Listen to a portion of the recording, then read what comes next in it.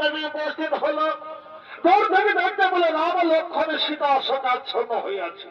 রামের রূপ দেখে দেবী পার্বতীর মনে মনে বিষ্ণু প্রেম আকাঙ্ক্ষা হলো। তাই দেবী ভাবতে লাগলো কি করে আমি আমার মনোবাসনা, এই তো সুযোগ। রামচন্দ্র সীতা শোকাচ্ছন্ন হইয়াছে, এই সুযোগে সীতার রূপ ধারণ করে আমি আমার মনোবাসনা পূর্ণ করব। তাই দেবী দুর্গা সীতার রূপ ধারণ করতে চললো। এদিকে রাম লক্ষ্মণ সীতাকে স্মরণ করতে করতে এগিয়ে আসছে।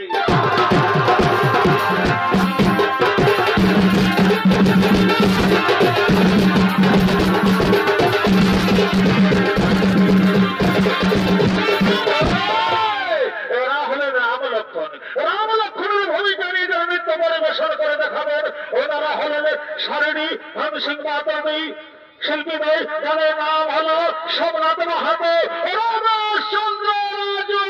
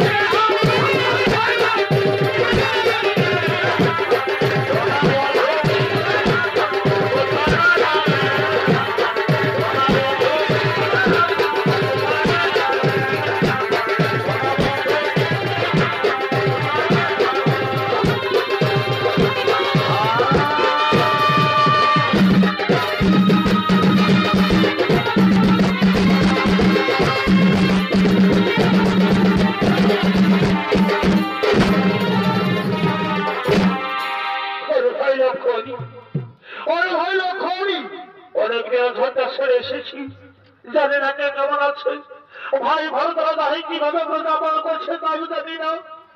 ভাই লক্ষণ অযোধ্যার মাটি আমি দূর থেকে অযোধ্যার উদ্দেশ্যে তর্পণ করি। এই নাও দাদা, এই নাও অযোধ্যার মাটি, এই অযোধ্যার মাটি আমি দূর থেকে তোমাকে প্রণাম করছি। ভাই ভরত রাজা হয়ে যেন ঠিকভাবে প্রজা পালন করতে পারে।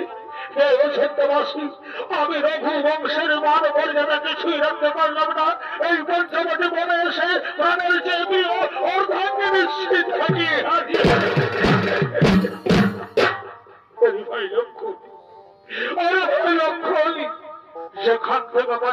সীতাকে নিতে হয়। আমি সীতা ছাড়া এক বিন্দু একই একই স্বামী, তুমি কাঁদছো কেন? এই তো আমি এখানে আছি, এই তো স্বামী, এই তো দাদা, আমাদের সীতা দেবী এখানে আছে, এই তো। না না ভাই, না না।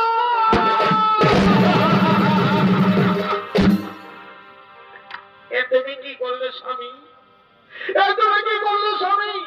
স্বামী হয়ে স্ত্রীকে প্রণাম করছো, এই যে তোমার মধ্যে ভ্রমণ, তুমি কি করলে স্বামী? কেন কেন মাতা আমার সাথে প্রবঞ্চনা করছো?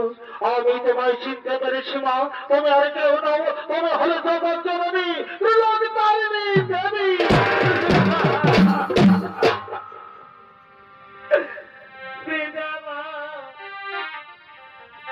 জননী মা,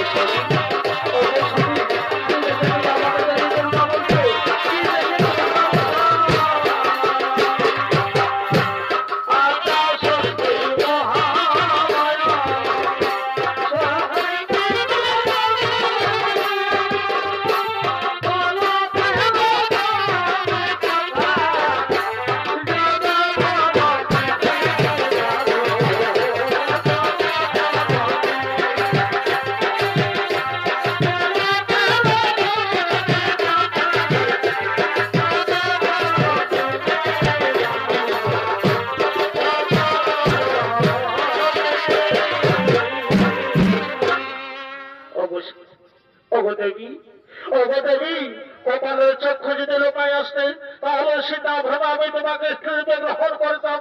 তুমি সীতা নও দেবী, তুমি হলো শক্তি মহামায়া দেবী দুর্গা।